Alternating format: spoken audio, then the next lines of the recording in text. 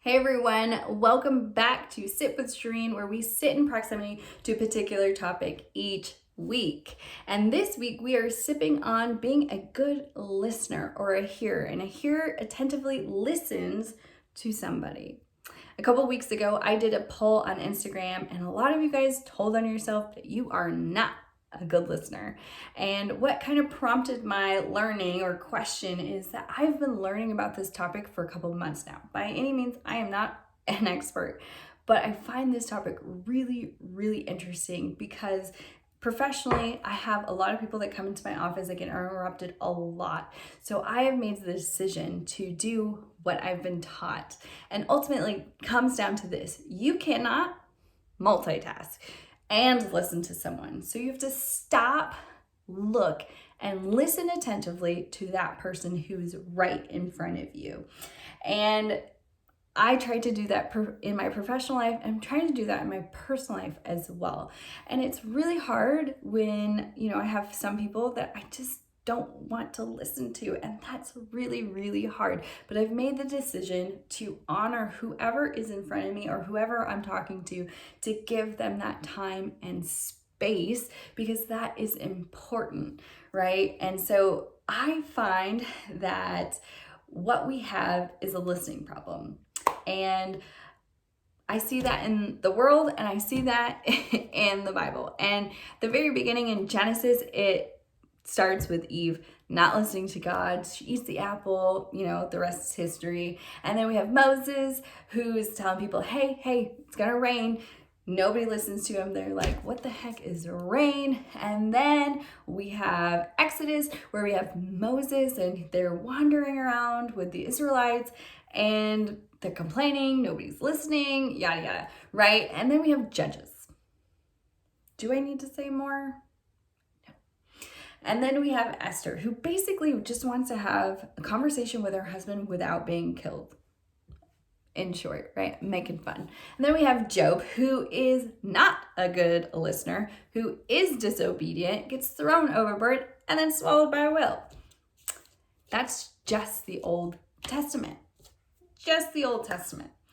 And I love the New Testament because Jesus comes, flips the switch, and does something different. And he starts teaching in parables. It's so different that the disciples stop him and ask, why are you doing this? And that's where I want to pick up in Matthew chapter 10, verse 10. And the disciples came to him and asked, why do you speak to the people in parables? And then he goes through and explains it. And he says this, and we all know this particular story, the story of the sower. And he explains it. So I'm going to read this to you because I think it's super important that we pause and read his word. And so we're going to listen, right? And in verse 18, it says, listen then to what the parable of the sower means. When anyone hears the message about the kingdom and does not understand it, the evil one comes and snatches away what was sown in his heart. This is the seed sown along the path. The one who received the seed that fell on rocky places is the man who hears the word and at once receives it with joy. But since he has no root, he lasts only a short time. When trouble or persecution comes because of the word, he quickly falls away. The one who received the seed that fell among the thorns is the man who hears the word, but the worries of the life and the deceitfulness of wealth choke it, making it unfruitful. But the one who received the seed that fell on good soil is the man who hears the word and understands it. He produces a crop yielding 160 or 30 times what was sown. You see, we have the same insight that the disciples have that it talks about in verse 12. Go back and read that.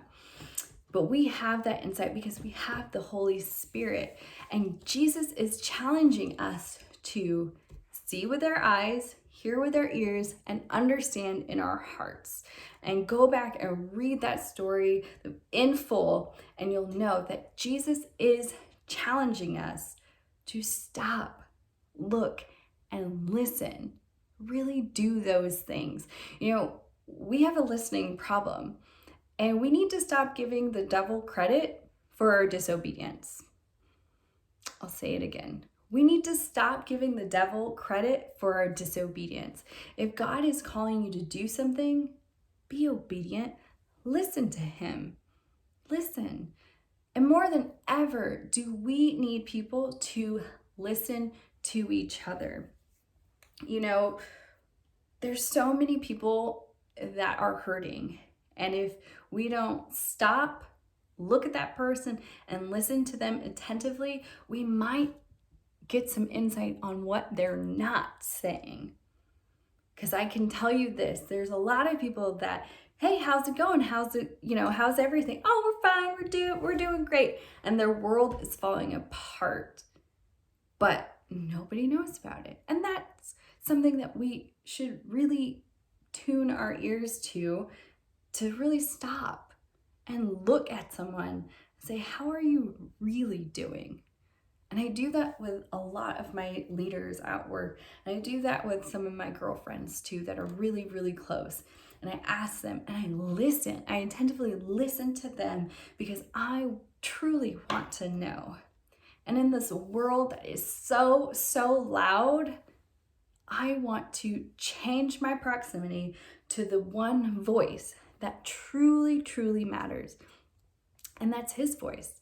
I want his voice to be louder. And I cannot hear his voice if I'm not in proximity to him. And then I want to turn around and do the same after I've had a beautiful conversation with the Lord every single day. I want to turn around and listen and look at that person and attentively listen to them. So I hope you're going to sip on that this week.